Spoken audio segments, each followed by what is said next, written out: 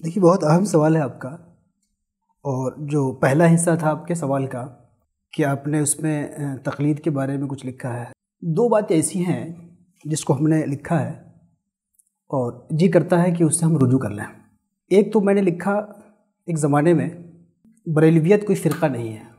اس کو لوگوں نے فرقہ بنایا ہوا ہے۔ اس پر صاحب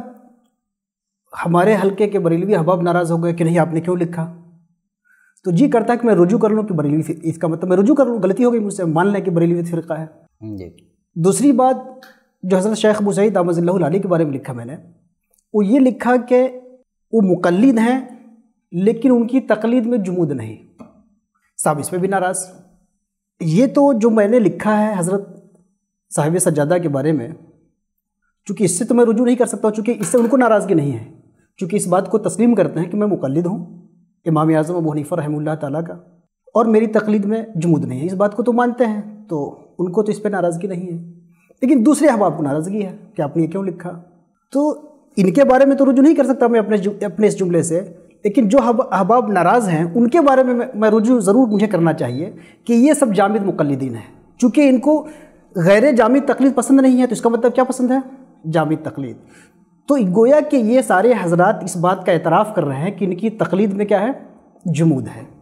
اور واقعی ہے، یقینی ہے۔ اگر تقلید میں جمود نہیں ہوتا تو وہی مسئلہ جس کو دیگر مکاتب فکر کے لوگ 50 سال پہلے حل کر کے مسئلہ حل کر لیتے ہیں، اس مسئلے پہ ہمارے یہاں 50 سال کے بعد سیمینار ہوتا ہے۔ اچھا چلو یہ بھی، اس میں بھی کوئی برائی نہیں کہ تم 50 سال بعد ہی جا گئے، 50 سال یہ آپس میں لڑتے ہیں،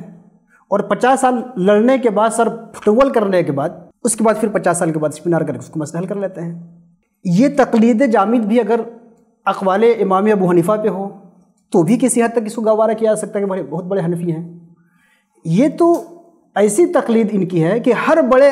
یعنی ہر پیشرو عالم ان کے لیے جو حجاب بن جاتا ہے،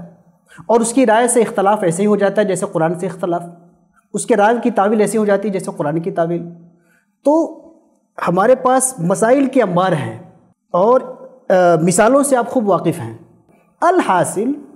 میں نے حضور داعی اسلام شیخ ابو سعید شاہ احسان اللہ محمدی صفوی دامت برکاتہم القدسیہ کے بارے میں جو میں نے یہ بات کہی کہ ان کی تقلید میں جمود نہیں ہے، اور یہ بات بالکل صحیح ہے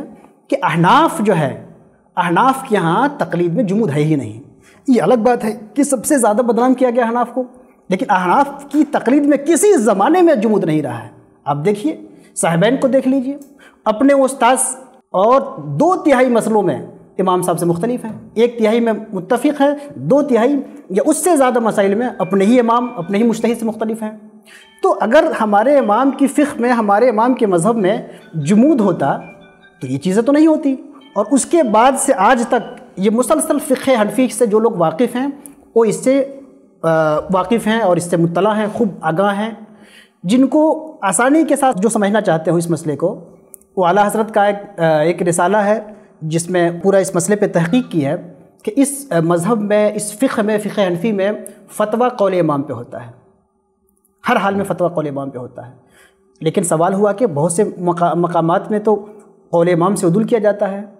تو انہوں نے کہا کہ دراصل ہوتا کیا ہے کہ ایک امام کا قول صوری ہوتا ہے اور ایک امام کا قول معنوی ہوتا ہے۔ حالات زمانہ اگر بدل جائیں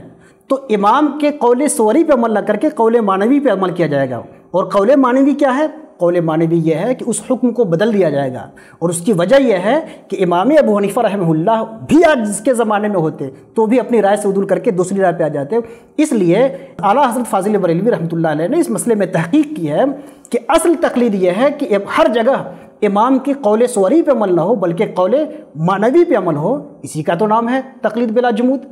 تو گویا تقلید بلا جمود کی پوری ہماری روایت ہے، اور شیخ ابو سعید دامت اللہ میں کوئی نئی چیز نہیں ہے، وہی تقلید بلا جمود والی روایت ہے۔ لیکن جو جامد تقلید والے ہیں یا جو شرپسند اور بدماش ہیں